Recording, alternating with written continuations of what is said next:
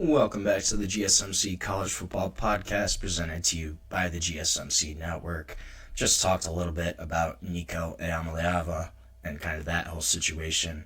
We're going to switch gears. We're going to talk a little bit about the upcoming season for the Miami Hurricanes. So Miami, they had an interesting season last year. They had a strong year, finished 10-3 on the season. They were really in the college football playoff hunt for pretty much the entire season.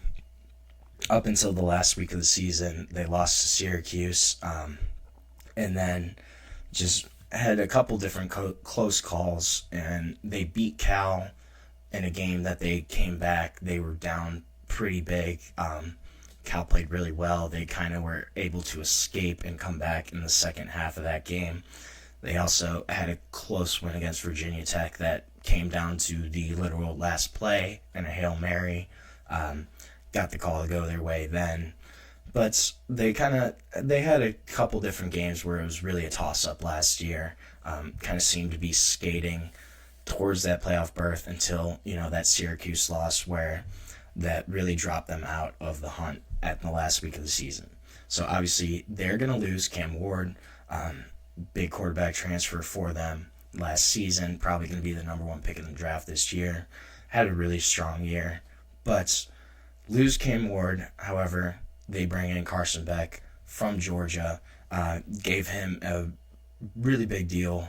He's reportedly going to make around $4 million a year to be the starting quarterback at Miami. So that's going to be their guy for this upcoming season. Backup quarterback is going to be pretty interesting for the Hurricanes. They got a couple different guys all kind of competing for that backup spot. Redshirt sophomore Emory Williams, redshirt freshman Judd Anderson, and then true freshman early enrollee Luke Nickel. They're all kind of still in contention. Williams, he's got the most experience. He's probably most likely going to be the actual backup next year. If anything happens to Carson Beck, it's most likely going to be Emory Williams that gets the first shot at taking over then.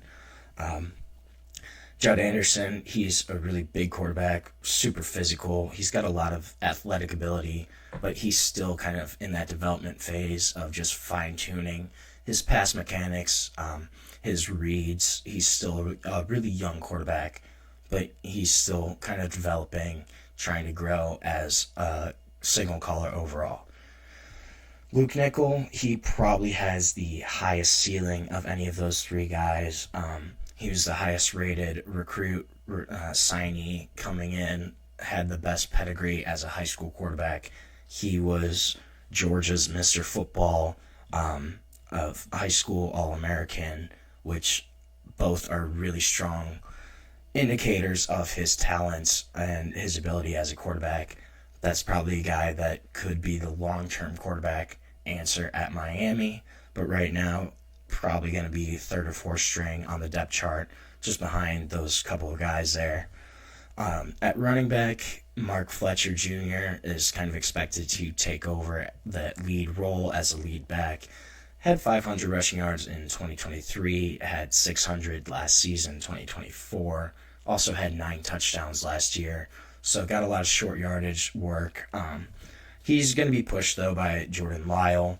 Jordan Lyle got a bunch of snaps last year as a true freshman, going to be a true sophomore this year. Should really push for playing time.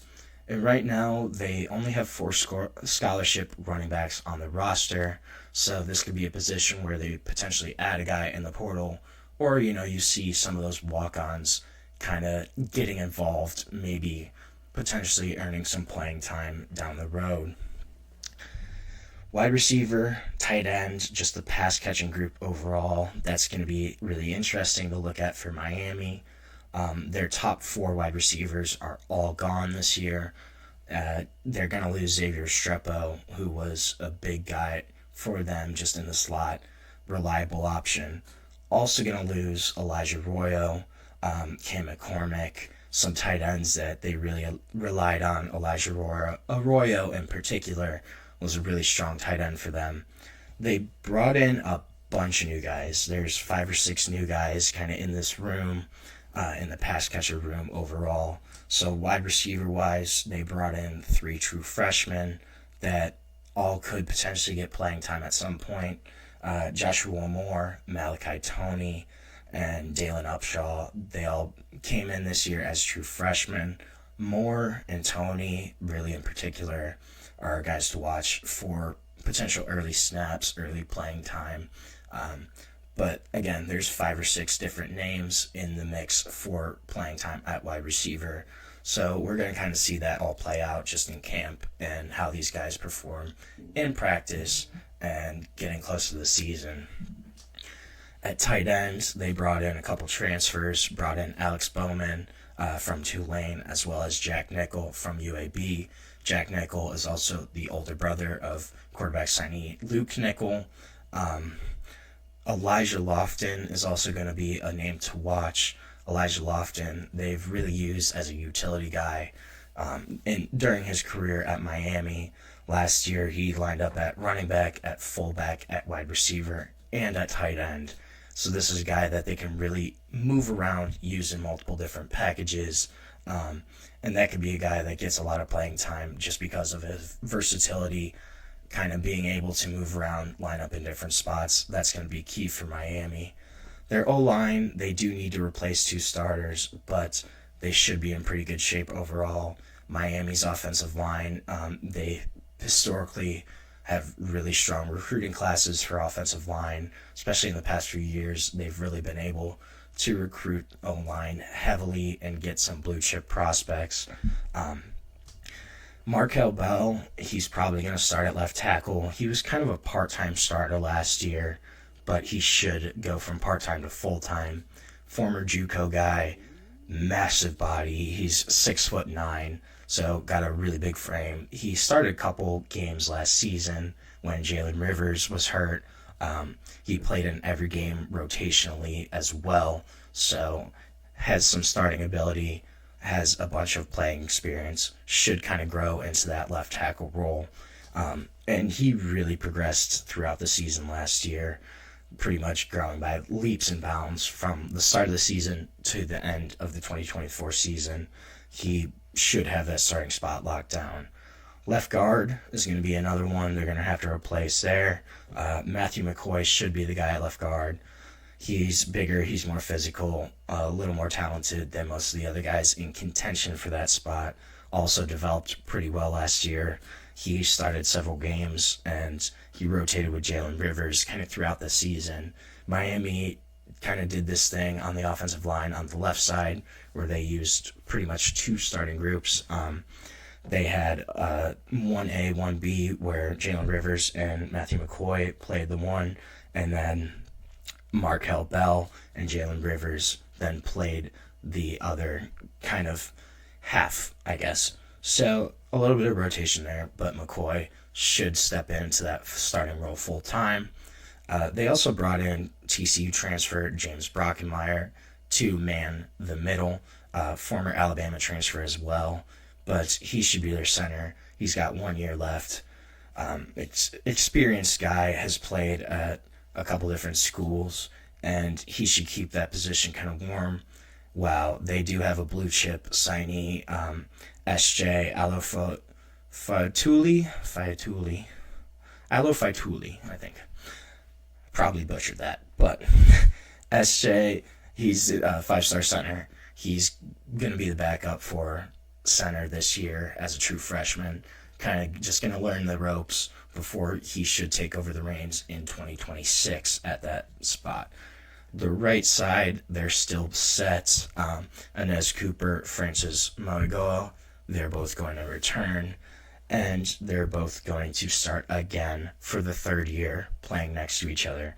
So those 2 are set.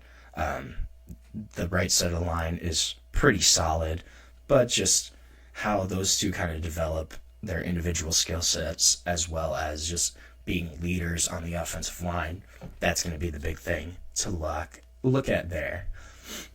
On the defensive side of the ball, then, D-line, they're losing edges. Elijah Alston, Tyler Barron. They're also losing D-tackles Simeon Barrow Jr., who he was first-team All-ACC last season. as well as CJ Clark, Anthony Campbell, Marley Cook. All those guys are going to be gone for Miami. At edge, they're probably going to look to promote from within for the most part. They have sophomore Marquise Lightfoot, who's uber talented, spent last season kind of learning the ropes and should take over one of those end spots. Hayden Lowe is also coming in. He's a 5-star recruit, really highly regarded just overall. He's kind of been compared to Kayvon Thibodeau just in terms of size, skill set.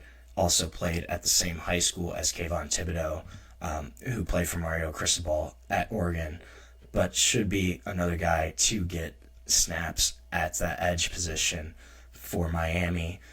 Then there's also guys like Ruben Bain, Akeem Mesidor, who are bigger bodies, but they can play both at D tackle and D end. So just a little more versatility on the line there. Probably guys are going to rotate in. D tackle, the big name to watch is Ahmad Moten Jr. He's really going to look to solidify his starting role. Got a lot of rotational snaps last year. Should step into a bigger role for the Hurricanes this upcoming season. David Blay is also another name to look at. Transfer from Louisiana Tech. He's probably also going to be at the top of the depth chart there for D tackle. Get a bunch of snaps. And if he doesn't start, he's at least going to play a good chunk of the time for Miami. Linebacker-wise, they're going to lose their leading tackler in Kiko Moagoa.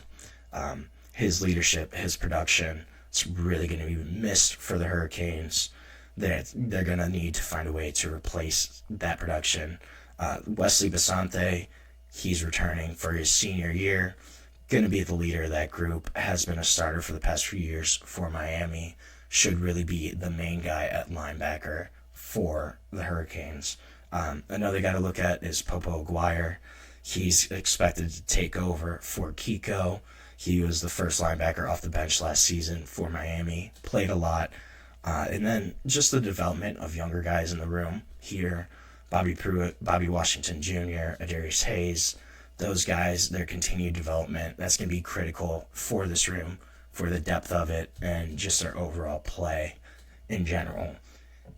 Will the young guys be able to develop and step into those roles? Secondary, this is going to be the group with the largest amount of turnover. They lost Mish Powell. He's going to the draft. Daryl Porter Jr. also leaving. And then they had 4 or 5 guys transfer. But it might not be a bad thing that they had 4 or 5 guys transfer. Their secondary was really rough last year, just the overall play of it. They will have OJ Frederic. He's going to return at cornerback. Had a really good season last year. Was a freshman All-American. He's going to be one of those cornerback spots. He will have it locked down. Jadaeus Richard, he could also start. He is coming back from an injury right now, but could be another guy that starts for Miami. He got a lot of playing time in the past few years. They added 4 transfers, brought in 3 freshmen to fill out that cornerback room. So competition is really going to be heavy here. Similar to wide receiver, there's going to be a lot of guys, a lot of names that are kind of fighting for those spots right now. At safety, the big returner is sophomore Zaquan Patterson. Miami really likes his skill set, really likes what he can do, his potential. They would love to see him kind of solidify and take over one of those starting roles. One of the headliners here, too, is Jacksonville State transfer Zachariah Poser. He was a freshman All-American this past year for Jacksonville State. Obviously is going to have a big step up in competition, but once he kind of adjusts to that, should be a name that is definitely going to have playing time, could potentially start for Miami at safety. And then they're also going to lose their kicker. He was their all-time leading scorer, Andre Sporogales.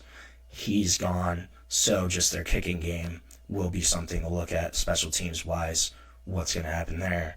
He's going to be replaced by Abram Murray, who's a redshirt freshman. He was a top kicking recruit in his class.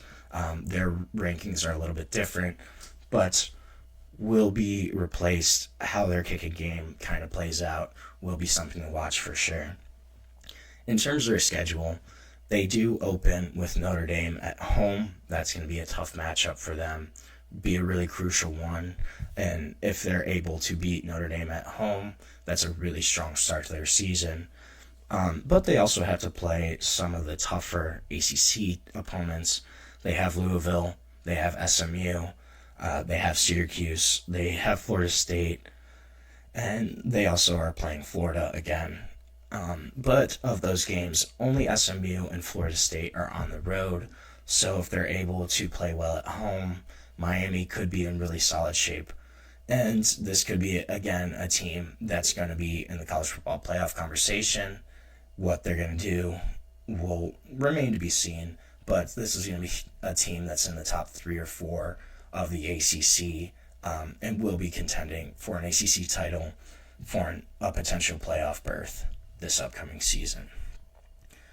So we're going to take another break on our show. When we come back, we're going to talk about the 2023 quarterback class and kind of revisit it, where those guys are now and where they've ended up, what they've done in their college careers up to this point.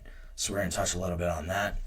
But first, we're going to take a short break on the GSMC College Football Podcast.